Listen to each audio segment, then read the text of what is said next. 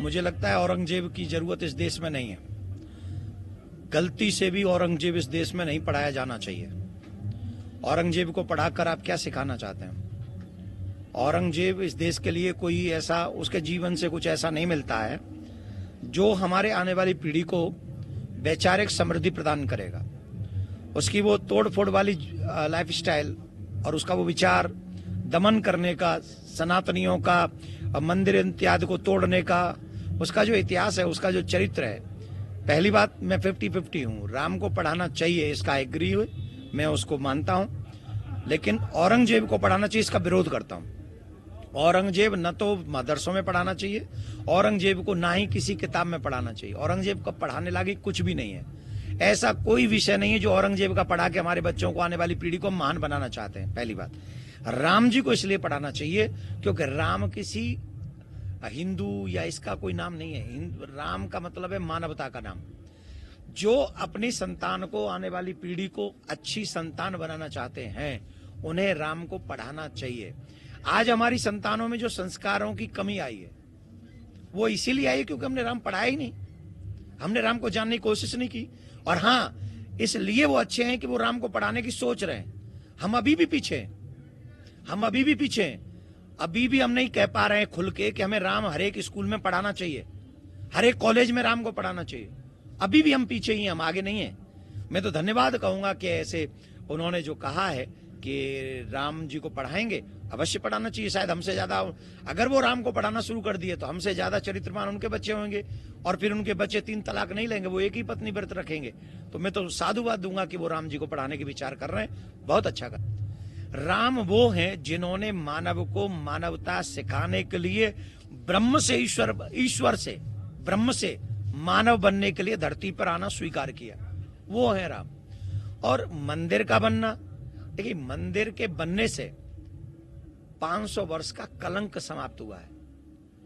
जिस औरंगजेब को पढ़ाते हैं ना, उसी निठल्ले, उसी बेरहम, उसी डाकू ने राम मंदिर तोड़ा था, मथुरा का मंदिर तोड़ा था, काशी का मंदिर तोड़ा था। वो सबसे बड़ा लुटेरा था, डाकू था। ऐसे लुटेरे ने जो अत्याचार हम पर 400-500 वर्ष पहले किया है, वो 500 वर्ष का अत्याचार मिटा है राम मंदिर के निर्माण से। आजादी में मिली 75 साल पहले शारीरिक तौर पे, पर सांस्कृतिक आजादी दिवस अगर कोई है तो वो है 22 जनवरी। 22 जनवरी को पूर्णता नहीं, प्रारंभ हुई है सांस्कृतिक आजादी, जो मथुरा और काशी पे जाके पूर्ण होगी। तो अभी प्रारंभ हुआ है, 25% है, बाकी के 75% अभी सब जो सांस्कृतिक आजादी है वो बची हुई है। तो राम मंदिर का बनना निश्चित सनातनियों के लिए, मानवता के लिए गौरव की बात है, और इस गौरव की बात को हमें जीना चाहिए और उसका आनंद। अगर हिंदू सोता रहा, अगर सनातनी सोता रहा, अगर भारतीय सोता रहा, तो हो सकता है ज्यादा समय भी लग जाए। 500 वर्ष तो कुछ नहीं, क्योंकि अगर हम सोते रहे तो हमारे राम की बात कौन करेगा, कृष्ण की बात कौन करेगा, काशी की बात कौन करेगा। हमें पेटों की बात करने से फुर्सत मिले तब ना हम इन सब विषय में सोचेंगे। तो जो हाई कोर्ट में है, जो सुप्रीम कोर्ट में है, और जो पार्टी पॉलिटिक्स में है, क्या उन्हें नहीं पता कि काशी में कौन है? क्या उन्हें नहीं पता कि मथुरा में कौन है?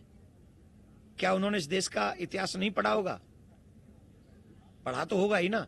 अगर पढ़ा है तो उन्हें पता होगा मथुरा में कृष्ण जन्म हुआ था। उन्हें पता है कि काशी विश्वनाथ की है, ज्ञानवापी है। ज्ञानवापी शब्द ही संस्कृत है, संस्कृत का शब्द है। तो ज्ञानवापी मस्जिद कैसे हो सकती है? या तो ये कहें कि जो मस्जिद बनाने वाले थे वो हिंदू हैं, तो हम स्वीकार करें, कहें कि ज्ञानवापी मस्जिद जो बनी है वो हिंदुओं ने बनाई है और हिंदू ही है जो वहां पूजा कर रहे हैं। ज्ञानवापी मंदिर में हनुमान जी की मूर्ति मिल रही है, केशव, जनार्दन, महादेव के नाम मिल रहे हैं। कौन सी मस्जिद में महादेव के नाम है? कौन सी मस्जिद में हनुमान जी की छवि है? त्रिशूल कौन सी मस्जिद में है? और है तो कर क्या रहे हैं वहां? सब दूध का दूध, पानी का पानी है। इसके बावजूद भी हम लोग ये सनातनी ही हैं जो इतनी प्रतीक्षा कर रहे हैं। और हमें विश्वास है संविधान पर, हमें विश्वास है सुप्रीम कोर्ट पर और हाई कोर्ट पर। हमें आशा है कि बहुत जल्दी हमको न्याय मिलेगा।